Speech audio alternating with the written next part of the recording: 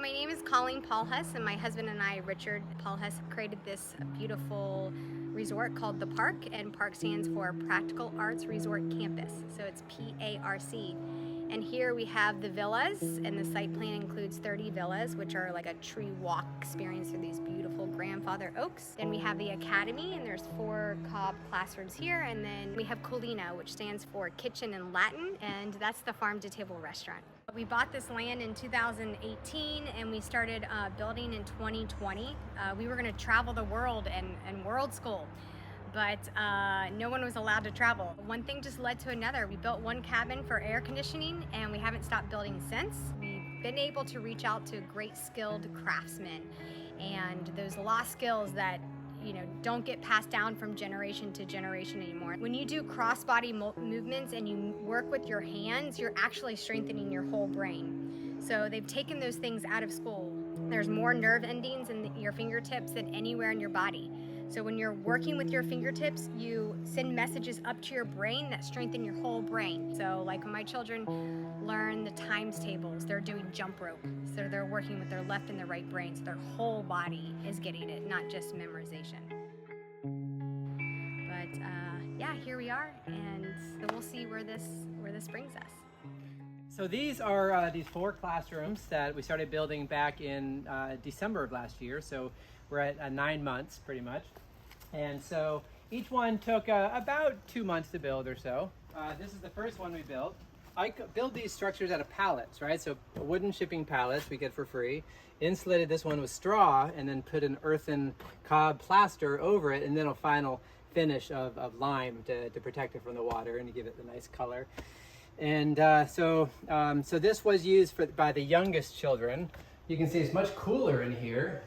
So that's one of the great bonuses of natural building, earthen construction. It has the mass, which helps to keep it cool on warm days such as we're having. Okay, so the younger kids, this is a 5 to 7-year-old class, and so it's nature-based. Their curriculum is nature-based. They don't do workbook. And so they're out and about on the property a lot of the time, and it's like invisible learning. So they're still learning vocabulary, they're learning math, but it's invisible. Like it's not, okay, now kids, we're gonna do math. It's like, let's go learn about the pond, or let's learn about the mushrooms, or learn about the caterpillars. And then they're learning through nature. So yeah, I mean, I did a nice lime plaster on them. It's a hydraulic lime plaster, and so that actually gets stronger with water. Water strengthens it. And it's super sturdy in hurricanes. I'm not concerned about it at all. I've had these on the back of trailers. Driving experiences way more of an earthquake than an earthquake, and they do fine. So I'm pretty confident that these will last forever, really. That's like 6th grade and up. Kind of. 6th grade and up. I'd say this is the one that the students help with the most. I have video footage of the students all working on putting the clay on the pallets on all these. Actually, pretty much all these walls, the students put the clay on the walls, and then they help do the clay paint over it. Hopefully that's the future of education, is that students actually are involved in helping to build their classrooms that they're going to be learning in. And then the children all say that they really enjoy this space, and their parents say that they look forward to coming to school more so than ever. We call this one the diamond room because we have the diamond stained glass. And so this is used by the 3rd to 5th graders. A lot of people love this one the most because it's the most light. You have this beautiful view of all the nature, one of the probably best views of any classroom ever. And so the kids actually helped put the cob on the pallets, of all these classrooms. And so they're able to look at the walls and say, oh, I helped do that. And it'd be nice to even incorporate more natural building into the curriculum.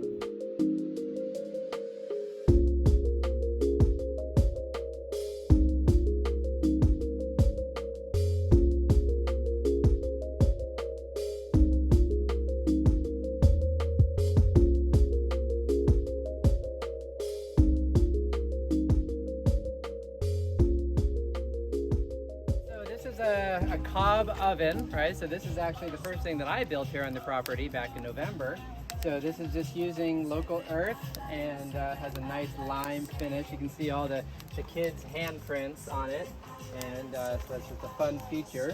So we're getting it ready to cook some pizzas tonight. We try to do pizzas. We've been doing the pizzas every Friday for the last few weeks, and that's been really nice. The kids all look forward to that, and try to use as many things from the garden on the pizzas, of course, as we can. And so there's I believe every village, every community needs a nice wood-fired oven. So. There is a nice fun feature here. When the oven's hot, you can pour cold water into the copper tube, and it coils around, and it comes out hot water right here. Right. So if you want an instant cup of tea, you can just just like stacking functions, right? So yeah. I am Sir Cobbelot, so I have done probably maybe more of these earthen structures than anybody else on the planet, actually. No, I've been doing this for 25 years, pretty much full time, yeah. So one of the few people now in Florida doing it. So we're trying to introduce natural building earthen construction here in Florida. Hey, my name is Zion, and I'm helping today. We're going to create a beautiful dinner for agro-tourism guests, and it's going to be several different courses. Salads, pizza in the brick oven, different types of meats and fish, and tons of local ingredients like these long beans. They come right from the garden, and they actually grow during the heat of this Florida summer, as well as tons of little greens and herbs. So we're super excited here at Colina at PARC.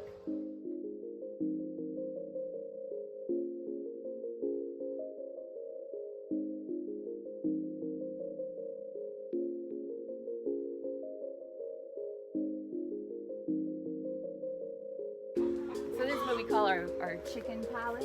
So from here.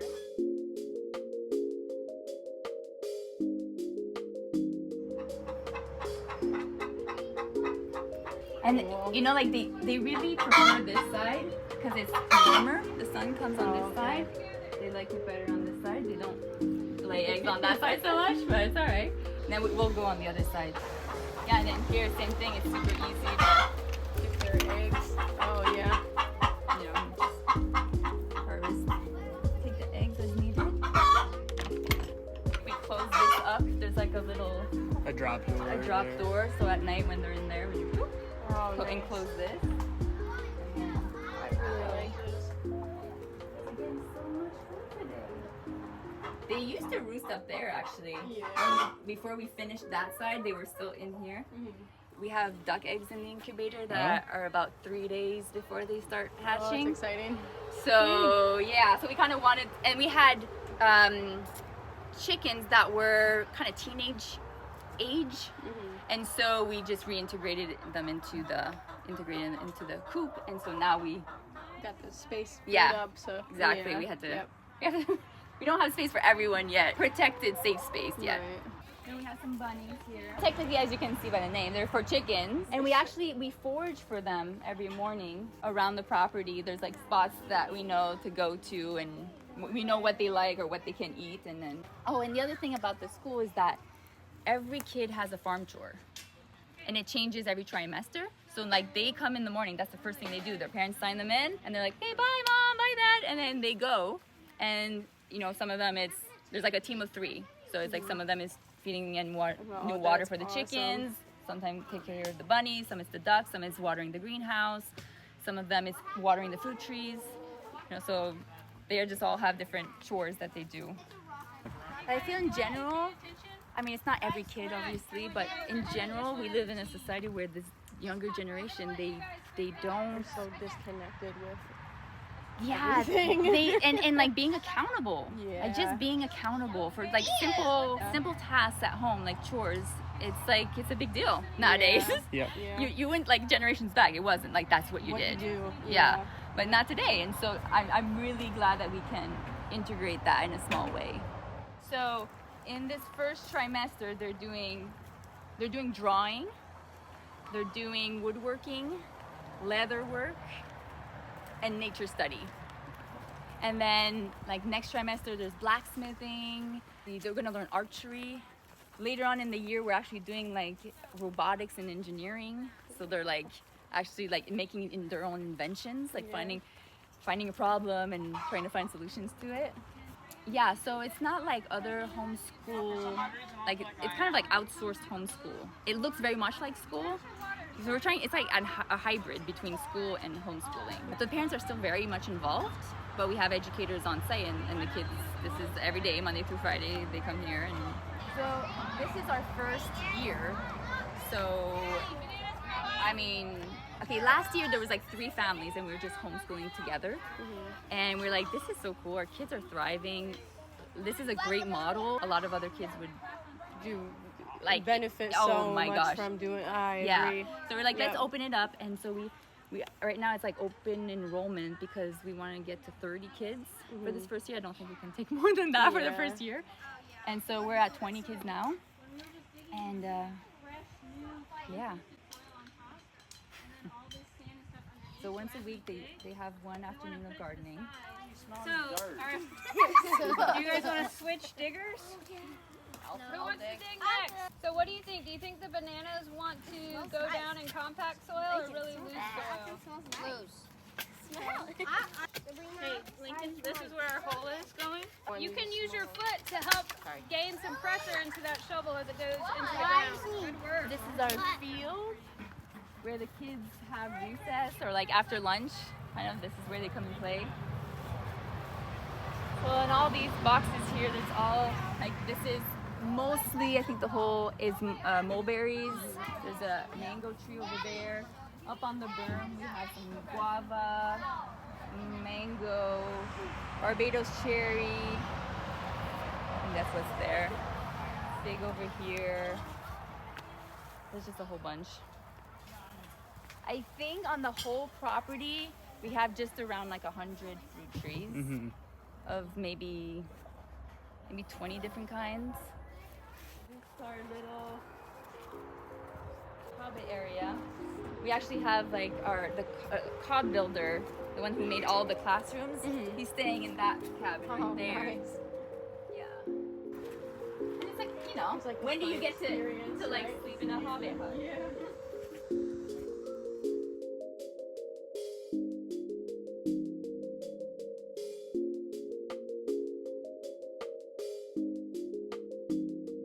So this is the greenhouse. I am impressed with Leah's ability to grow things through the summer in here. Because there's no, I mean there's a fan, but there's no electricity right now hooked up. So it's hot. It gets hot in here. But look at this. Like Leah is the master of propagation. So she's just been taking plants that we had 1 or 2 and now there's like 30. What I feel on this property is that the soil really needs to be worked. And so that's what we're seeing with a lot of the whole diversity of the plants that we have. It's like they're okay, they'll make it, but they're not thriving yet. And so we really need to work on our soil.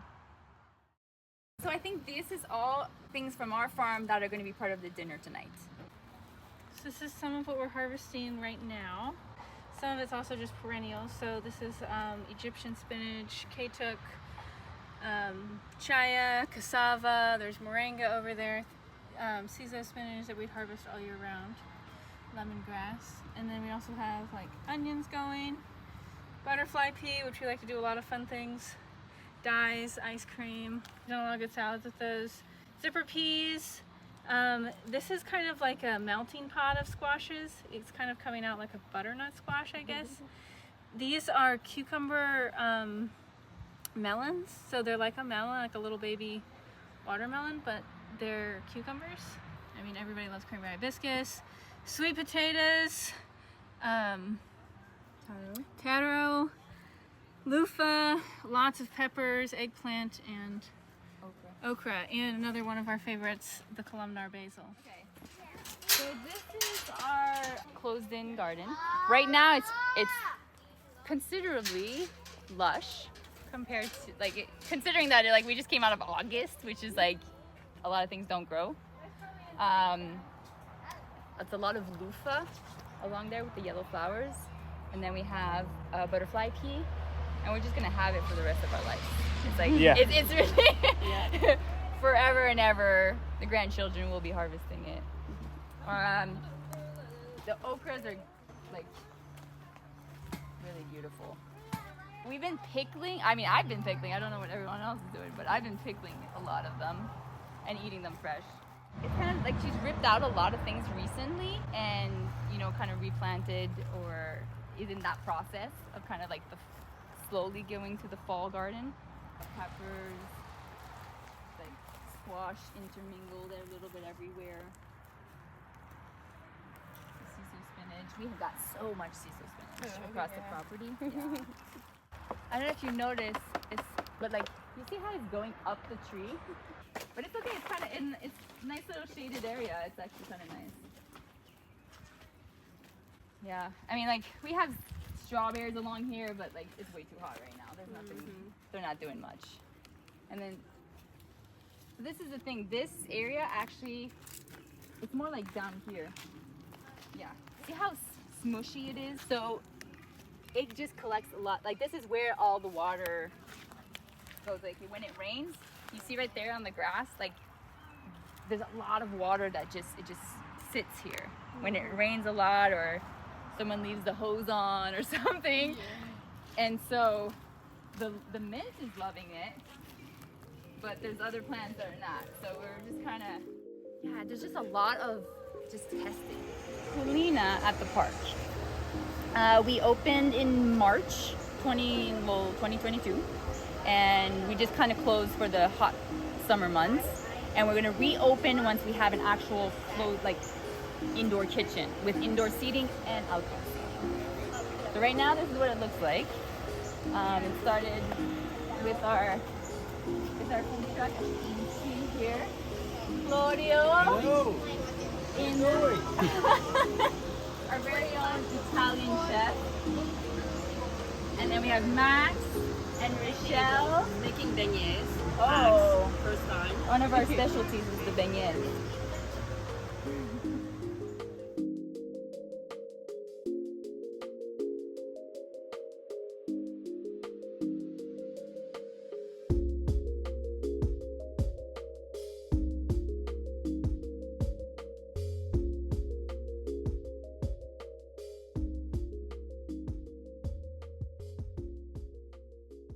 Okay, so we call it the lemon deck because at every post is a lemon tree.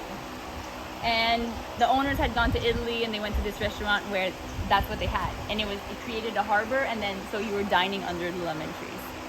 So that's the idea. It's gonna take some years, but eventually our lemon trees will be tall and we're gonna curve them around and you'll be able to harvest the lemon as you dine. We had this berm created for the pond because it was kind of sloping out, so this just had gotten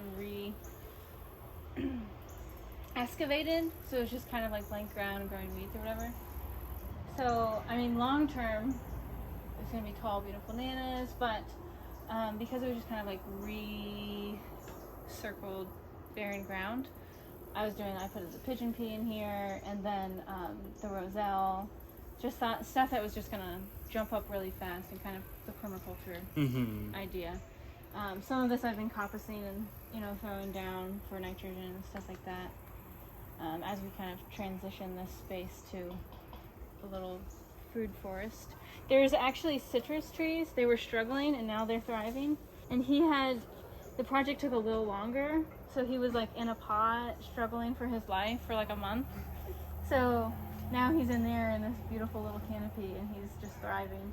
I actually ate a plum pot yesterday off of there. But yeah, I think something that people can see, I think I would love as people eat here to see a taste of like what's going on the rest of the property, like something that's like a really quick visual of regenerative agriculture.